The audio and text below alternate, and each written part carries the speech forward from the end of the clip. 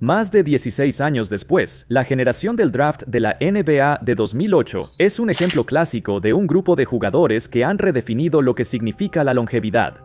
A diferencia de la desafortunada generación de 2010, que hasta el momento de este video solo tiene a dos jugadores activos, Paul George y Gordon Hayward. La generación de 2008, por otro lado, todavía cuenta con varios jugadores que siguen teniendo un impacto. Después de tantos años en la NBA, de alguna manera han logrado hacerse de un rol y seguir contribuyendo de manera significativa a sus equipos. Es raro que una sola generación del draft produzca a tantos jugadores con la determinación y motivación para seguir adelante en los últimos años de sus carreras. ¿Cómo están, amigos? Mi nombre es Andy Hoops y hoy vamos a echarle un vistazo a la persistente y resistente generación del draft de la NBA de 2008. Una generación donde tantas estrellas y jugadores de rol por igual han demostrado una y otra vez que todavía pertenecen a la NBA. Aquí hay un dato curioso, hay 10 jugadores de la generación del draft de 2008 que han jugado al menos un partido en 2024. Eso es más que las generaciones del draft de 2009 y 2010 juntas. Lo que es aún más impresionante es que 5 de estos jugadores activos salieron de las primeras 7 selecciones de ese draft. Recuerdo que hace un tiempo solíamos criticar este draft por tener varias decepciones entre las primeras selecciones, en particular Michael Beasley y O.J. Mayo. Ellos dos dejaron una mancha negra en una generación que por lo demás fue fantástica. Entonces, ¿cómo es que estos 10 jugadores actualmente activos pudieron mantener su productividad a pesar de estar años después de su mejor momento? Echemos un vistazo a la etapa final de sus carreras. Has tenido el mejor año de tu carrera hasta ahora. Lideraste a este equipo de los Bulls al mejor récord. Eres el MVP más joven en la historia de la NBA. ¿Qué mejor manera de empezar este video que con el MVP más joven en la historia de la NBA? Decir que la carrera de Derrick Rose fue una montaña rusa no es exacto. Fue más como una caída libre, pero cuando tocó fondo, logró levantarse de nuevo. Cuando Derrick Rose sufrió esa lesión del ligamento cruzado anterior y luego varias otras lesiones en la rodilla, las posibilidades de que regresara a su forma de superestrella se volvieron casi nulas. Sin embargo, se nota que el talento, la motivación y el hambre seguían ahí. Cuando anotó la mejor marca de su carrera con 50 puntos como miembro de los Timberwolves, se convirtió en un recordatorio claro del jugador que alguna vez fue y del jugador que todavía lleva dentro. Eso fue en 2018. Avanzando 6 años después, Rose asumió un nuevo desafío. Los jóvenes Grizzlies habían tenido algo de éxito, con varias temporadas de más de 50 victorias. Sin embargo, era su multitud de problemas de actitud y su charla basura descontrolada lo que necesitaba ser atendido. En particular, Ja Morant era un caso difícil, y los Grizzlies necesitaban una voz que pudiera llegar a él. Rose es muy respetado dentro de los círculos de la NBA y muchos escoltas jóvenes de hoy, incluyendo a Morant, lo admiraban cuando crecían. Lo ven como su ídolo, su jugador favorito, así que Morant está dispuesto a escuchar a Rose. Los Grizzlies pusieron énfasis en contratar veteranos para que sean los líderes vocales en el vestidor, y Rose ha cumplido su papel perfectamente, aunque ya no tenga los mismos números que antes. Desmond Bane dijo una vez que Rose ha sido todo lo que se prometió, un profesional ejemplar. Cada vez que habla, sus palabras tienen peso. Puedes asumir que, incluso con todas las lesiones de los Grizzlies, Rose ha sido el factor principal para cambiar la cultura en Memphis. Russell Westbrook, la cuarta selección del draft. A pesar de algunas experiencias fallidas con ciertos equipos, todavía está aprovechando al máximo sus últimos años. En los Clippers, por primera vez, está dispuesto a salir desde la banca y aún así aportar valor. Ya no siendo la opción principal, Westbrook puede gastar su energía en otras partes de su juego, sus rebotes, su creación de jugadas y su defensa. A pesar de su edad, pocos jugadores en la NBA pueden salir desde la banca y darle a su equipo un impulso instantáneo de energía. Más importante aún, está rodeado de jugadores, amigos que lo apoyan y un entrenador que ayuda a maximizar su producción. Ha sido mucho mejor para él. Lo más sorprendente es que Westbrook todavía ha mantenido gran parte de su capacidad atlética. Es solo que ahora lo está usando de diferentes maneras. En lugar de hacer todo por su equipo, está cubriendo donde más se le necesita. Mucha gente creía que su carrera terminaría temprano solo por la forma en que jugaba, por su estilo atlético temerario. Así que la temporada 2023-24 ha sido la primera vez que registró un rating neto positivo desde 2021 con los Washington Wizards. Nada mal para un tipo que muchos creían que ya debería haber estado fuera de la liga. Kevin Love, la quinta selección del draft y compañero de equipo de Westbrook en UCLA. Aunque ya no juega tantos minutos, en los pocos minutos que juega, sus habilidades pueden cambiar el juego. Lo vimos brevemente en las finales de 2023, cuando Aaron Gordon estaba dominando a todos los jugadores más pequeños de Miami Heat. Erik Spoelstra puso a Kevin Love en la alineación titular, y eso fue suficiente para evitar que Gordon consiguiera tantos puntos fáciles. Love es fuerte y resistente, pero también tiene un tiro de 3 puntos refinado, lo cual es crucial para el espacio en la cancha, así que ese conjunto de habilidades es valioso de tener. Como muchos otros veteranos de esta generación, Love aporta una voz respetada en el vestidor a la que la gente escucha. Ha logrado más a lo largo de su carrera que la mayoría de los jugadores en este equipo y no ha sido fácil. Pasó de perderse los playoffs cada año en Minnesota a ser el chivo expiatorio en los Cavs cada vez que perdían. Love ha tenido una carrera llena de altibajos, pero aún así sigue aprovechándola al máximo. Danilo Gallinari fue la sexta selección.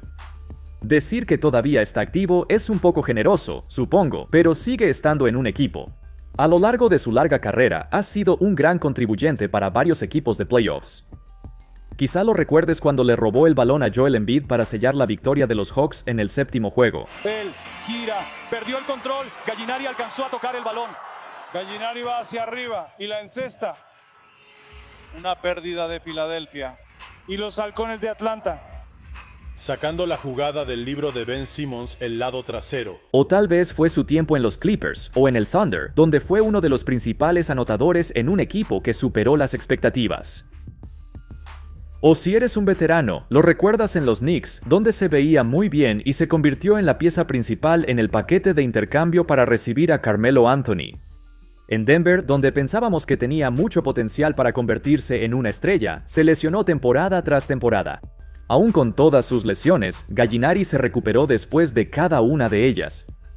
Quizás su edad finalmente lo alcanzó. Ahora que sus últimos años van quedando atrás, está claro que ya no es capaz de rendir al mismo nivel. La séptima selección, Eric Gordon. Al igual que Gallinari, en los primeros años de Gordon había mucha esperanza de que pudiera convertirse en una estrella. Todas las señales estaban ahí. Era un gran tirador, incluso con su forma poco convencional.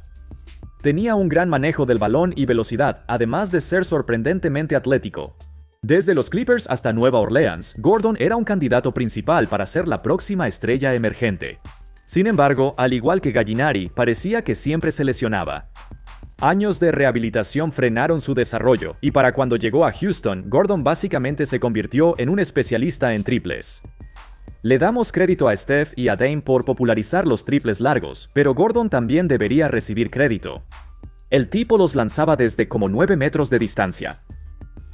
Pero no siempre fue así. Gordon solía tirar muchos menos triples. Aproximadamente un tercio de sus tiros eran de 3 puntos. Pero con el paso de los años, eso cambió, ya que empezó a tomar más del 60% de sus tiros desde la línea de 3 puntos.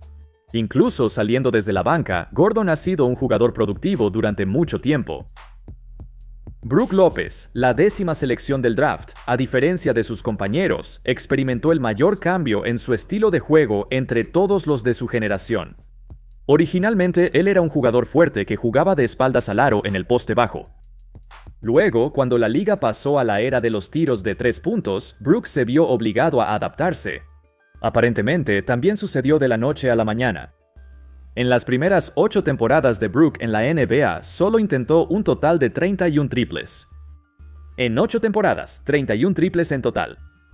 Pero solo en la 9ª temporada de Brook intentó 387 triples. A medida que el juego evolucionó, él también evolucionó y para los Milwaukee Bucks fue exactamente lo que necesitaban. Un hombre grande legítimo que podía anotar cerca del aro, pero también abrir la cancha para Giannis. Más impresionante aún fue su defensa, la que dio un giro de 180 grados.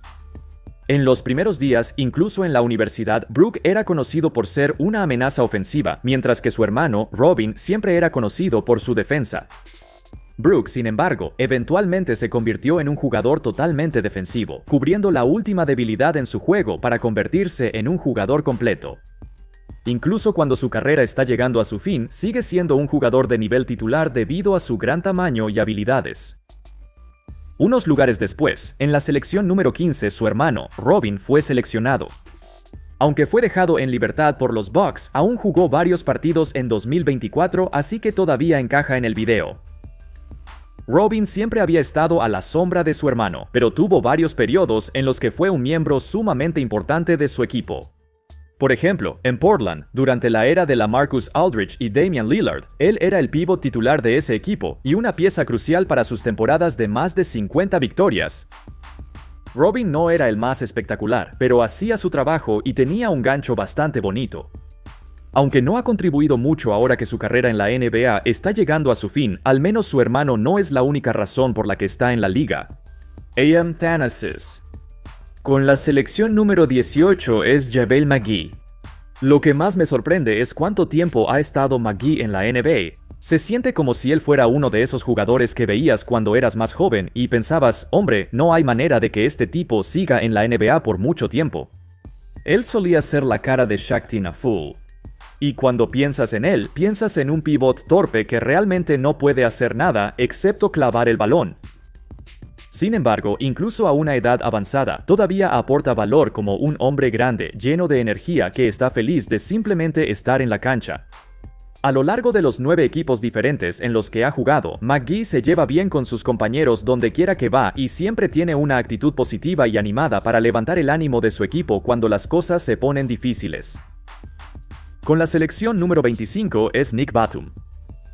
Batum pasó muchos años en los Blazers como una pieza clave de sus plantillas de playoffs, no es muy diferente de lo que es ahora.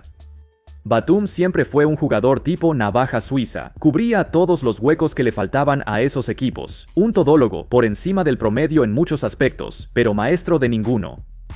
Batum era un jugador de rol de élite, pero aparentemente no todos pensaban así. Algunas personas creían que podía llevar su juego aún más lejos.